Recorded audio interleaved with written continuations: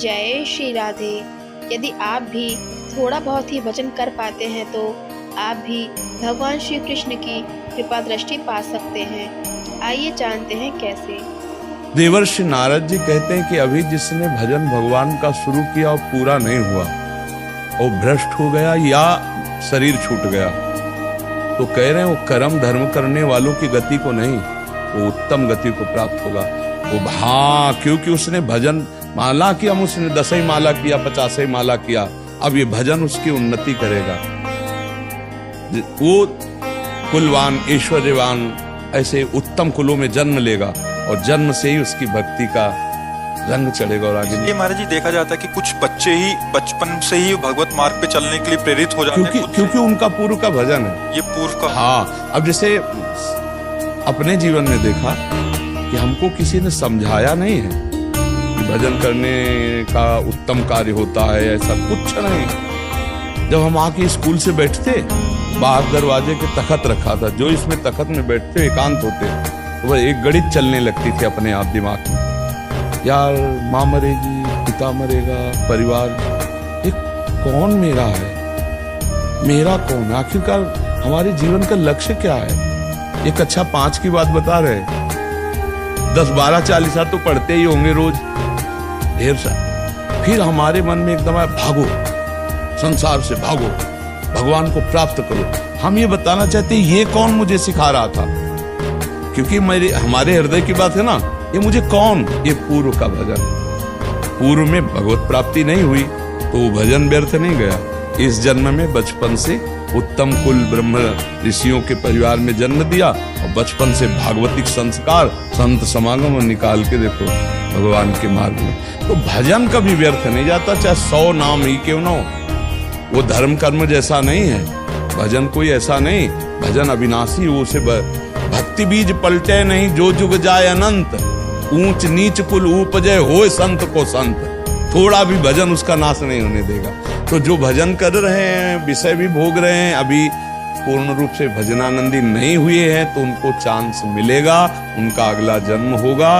वो ऐसे महापुरुषों के परिवार में जन्मेंगे जहाँ बचपन से भागवतिक संविधान। अब जैसे ये बच्चा बैठा है, अब ये वृंदावन आकर सत्संग में बैठा है, तो खाली थोड़ी है। अब इसके दिमाग में संस्कार जा रहे हैं, वो अभी कुछ पकड़ पावे ना पावे, परिणाम इसका आगे जीवन में इसके प्रकाश होगा। अब ये सत्संग में आया, सब बच्चे थोड़ी आ सकते हैं। अब इसका पूर्व का पुण्य है कि वृंदावन धाम में सत्संग में अपने माता पिता के संग आ गए। परिवार ऐसी जगह हुआ जो सत्संगी मिले, अब वो भी सत्संग में बैठा है। और एक बच्चा है और बच्चे के सामने बोतल से शराब पी रहे, वो देख रहा है, उसके संस्कार बन रहे, पापा ये कुछ पी रहे हैं। धीरे धीरे वो चखेगा और जब पापा उसको डांटेंगे तब वो आगे बड़ा होके पापा के थप्पड़ जमाएगा, क्योंकि पापा ने संस्कार ही यही डाले। तो ये अशुभ कर्मों से ऐसा संग मिलता है और शुभ कर्मों से ऐसा संग। महाराज जी ये गति हो गई कि बचपन से। महाराज जी कुछ, क्योंकि आपके आगे सम्मुख काफी सारे ऐसे आते हैं जिन्होंने जिंदगी भर भजन नहीं किया, बचपन से उनका ऐसा सानिध्य, 30 साल उम्र हुई, आपका प्रवचन सुना या कोई ऐसा संयोग बैठा, तुरंत पूरा पलट गया। हाँ, उसमें संयोग नहीं बैठता है, संयोग बनाया गया था। पूर्व जन्म का भजन का संयोग उनका 30 वर्ष तक उनको भोगने थे। 30 वर्ष के बाद फिर पलटा मारेगा जीवन और वो महान भक्त बन जाएंगे। ये नहीं कि शराब पी रहा है, मांस खा रहा है, व्यभिचार कर रहा है तो उसके जीवन में भजन पूर्व नहीं रहा है। अब जिस दिन पलटा मारेगा, किसी संत की वाणी जैसे चिंगारी है और फूस रखा हुआ है, ज्वाला बन गई थी चिंगारी, उसके जीवन में था पूर्ण। अल्ले और कोल्ले जी में जो बात, हाँ, जो अल्कोल्ले जी का चरित्र आता है वो इस बात का प्रमाण देता है कि देखो राजा के संग वो सब खाना पीना शिकार सब करते थे, लेकिन थोड़ा सा परिवर्तन हुआ, महाभागवत बन गए। तो इसका मतलब इस जन्म का नहीं था, पूर्व जन्म का उनका वो भोग विलासिता भी थी और पूर्व जन्म का भजन भी था। और जब भजन का समय आया तो भोग विलासिता मिटिया मिट हो गई और महापुरुष बन गए। और जब भोग विलासिता का समय आया तो एक भी भजन नहीं करते थे, बस ऐसे लगे हुए थे। तो ये भजन कभी व्यर्थ नहीं जाता। आप 10 बार नाम ले लिए राधा राधा, ये अब आपको उठाएगा, आपका कल्याण करेगा। तो जीव का कब कहाँ कैसे समागम हो जाए, जैसे हमारे भाई बहन भारत के सुन रहे हैं और बदल रहे हैं, तो इनका पुण्य है। इसीलिए हम कहते हैं तुम्हारा धन्यवाद हमारा नहीं, आपका धन्यवाद। अगर आप हमारी बात ना माने तो हमारी बात का महत्व क्या होगा?